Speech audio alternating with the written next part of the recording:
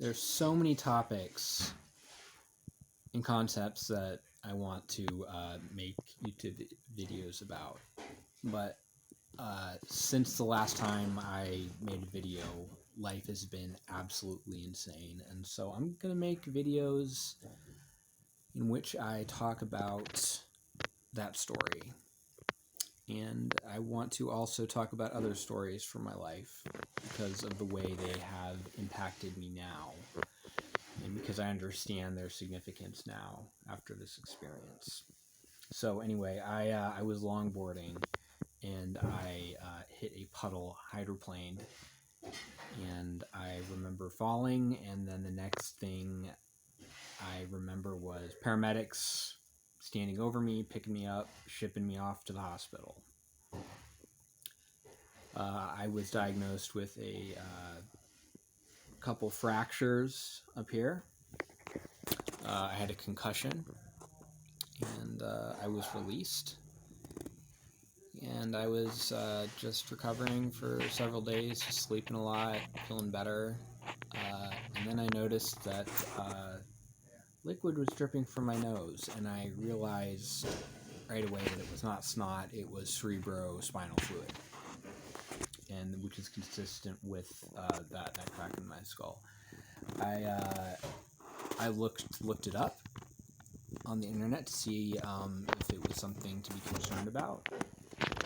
I know that it's not always necessarily something that is fatal. I knew somebody who had a medical condition that caused her to leak it from her nose from time to time.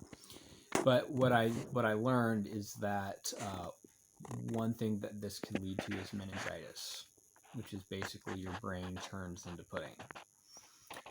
And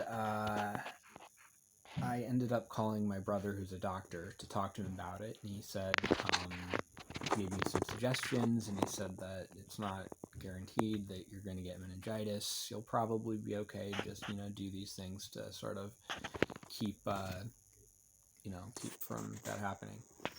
But before I called him for about 10 or 20 minutes, I just contemplated it, and I thought, I could die. Not a guarantee, but it is very much within the realm of possibility that I could get meningitis and die. And I asked myself, am I okay with that?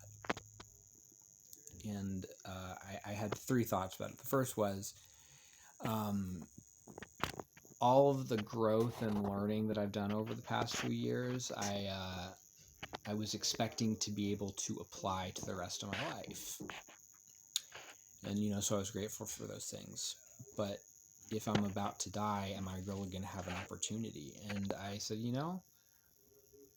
I might have the opportunity to continue that in the next life, whether that's heaven or reincarnation. So it's not wasted.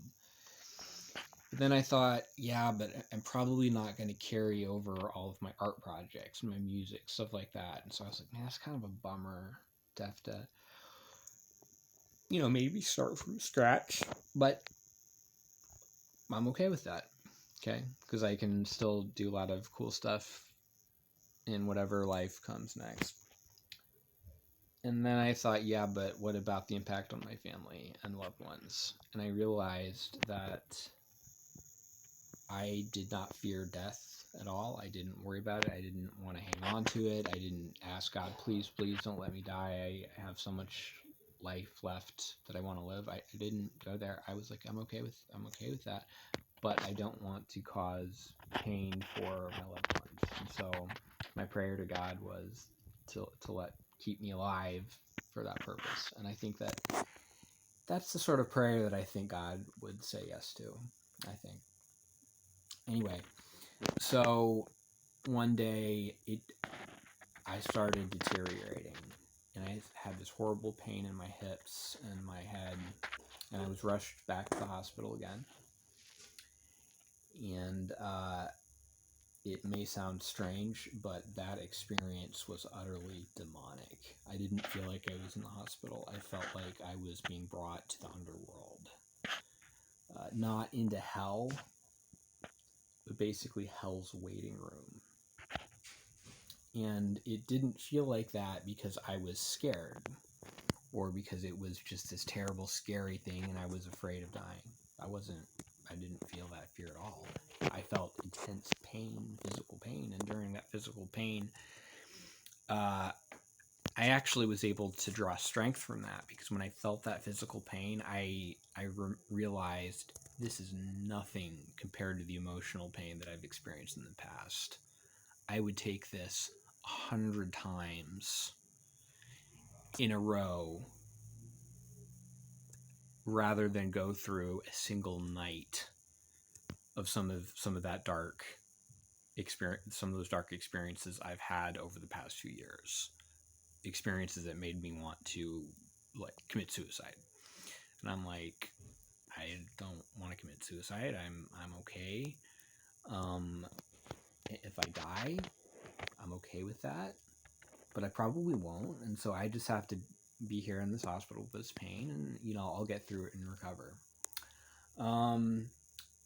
But when I got out and I was at home, with my family, I started to get angry, raging about what had happened, and I didn't understand why I felt that intense anger quite. And I've realized that anger was my rejection of the darkness that I experienced, and how dare basically the devil or whatever dark forces were involved do this to me and try to defeat me and stop me from entering into the new life that has been on the way. And so basically, so to me that experience was kind of more like a rite of passage. I do believe that there were dark forces involved, but I think that God was also involved, and I was meant to go to that place. And I came out and I felt like I had absorbed all this darkness in like just in my body and mind. It was like I had absorbed it, but it hadn't infected me. It was like I was carrying it within me, but it wasn't eating away at my soul. I was angry that it was there with me. And so I think it was a good thing. Anyway, the behavior of the nurses there, I talked to my brother, who's a doctor, about some of the stuff they did, and he said, well, a lot of times night nurses are not the good nurses. They're not.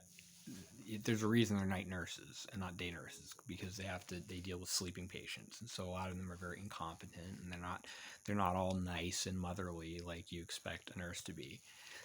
But some of the behavior, in retrospect, looking back on it, was so bizarre that it was outright malicious in weird ways. So I don't think it was just a matter of incompetent nurses. I think that there was something more going on there, and something spiritual. Anyway, so I got out, and when I finally came home to my own house here, not my family's house, I went out one night, walking down the street playing guitar, like 3 a.m., and I came to a church, and I looked up at the glowing stained glass window, and I had an experience that left me in the middle of the street looking up at this thing, weeping. And a guy came out of his house and he said, hey man, like, what's going on? Like, I can see you're having an experience, but you're kind of just wailing in the middle of the street at night, so hey, calm down. I really wish that it would have been nice if he'd said, hey man, what's going on? You want to talk about it?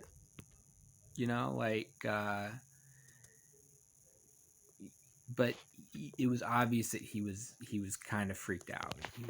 He didn't know if for all he knew, I was crazy. And he might not be a spiritual person. Who knows? He recognized. He was like, yeah, that window, it's really beautiful, but you're sobbing in the middle of the street in a neighborhood. So anyway, that experience has changed me, and it has not all been easy since then. I was a little naive to think that the path was going to be with that new change in my heart, that the path ahead of me was going to, be defined just by light and peace. But no, there's been some really rough times since then, which it doesn't negate the impact of what happened. It just means that impact will play out for the rest of my life. But in the meantime, I've had to go through some rough experiences, emotionally, spiritually. But that's part of the journey. My journey is one when I went to hell. Essentially, I didn't go there like supposedly I was their captive, but I think that I was going down there as a warrior, and confronting it. I've confronted darkness before in a way that did not involve fear or defeat. I've confronted it before, but this was sort of this final, ultimate confrontation with darkness in which I truly faced it without it being able to wound me, And so there's a lot more that I want to talk about, the implications of it. I want to talk about what it means in light of my entire life, and especially what it means in light of the story that has happened to me over the past few years, starting in 2017. A story that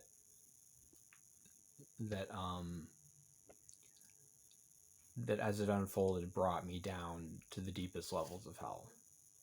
I confronted it, and I came out the other side, and I found peace, and I found freedom.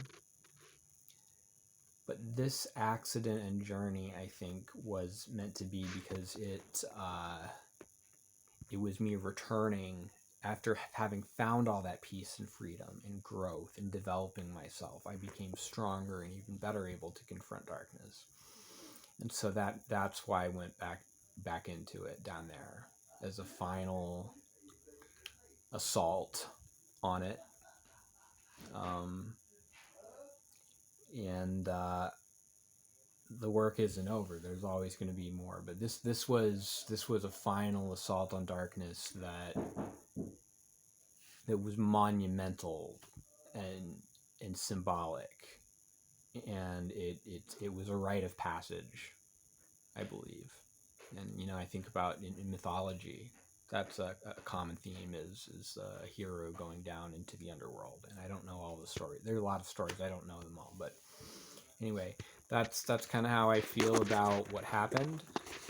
I'm not going to get into it now, but one of the ways it has impacted me is I believe that going through it as a rite of passage is what had to happen for me to step into the spiritual calling that I've been training for several years. I knew it was going to happen, and I knew the training stage would be over, and I would become the master, the one that actually initiated this spiritual practice. But I kind of thought it was just gonna kind of happen gradually, as I grew, and I'd gradually create this new story. But this accident meant that story was, bam, here it is. Now it's begun. And so basically, it's hard to talk to people about it because it sounds like a strange concept. What I'm talking about is shamanism, and I've been trained by God for several years through shamanistic journeys that I've been brought along, and I've been shown the way. I've been shown how to make those shaman spiritual journeys into other realms, and shamanism is a form of prophecy, but it's a very distinctive type of prophecy that's not really usually used within Christian contexts. And so, a Christian might be skeptical of it. Like I told my sister-in-law about it, and she was like, well, does that what is that?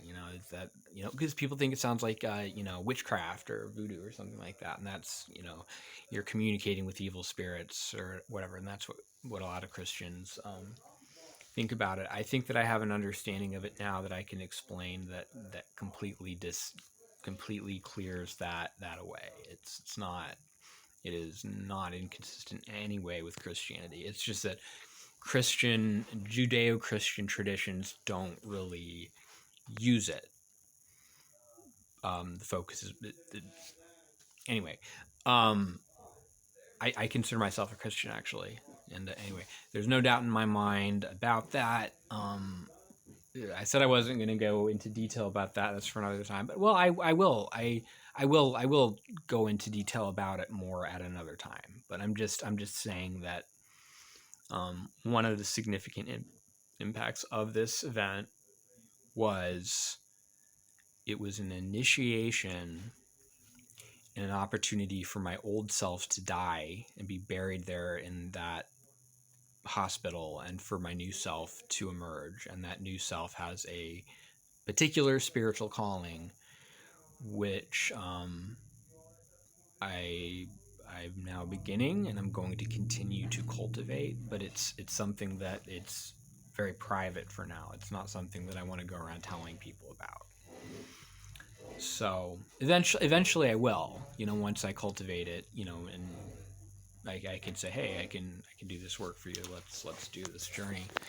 But for right now, I'm gonna try to just, it's something I'm gonna keep private anyway. So the sucky part about this whole story is I can't longboard right now, and I love longboarding, so it sucks, and I can't drive, and I'm stuck at home, so it does kind of suck. But I'll get through this, and all right, I'll leave it there.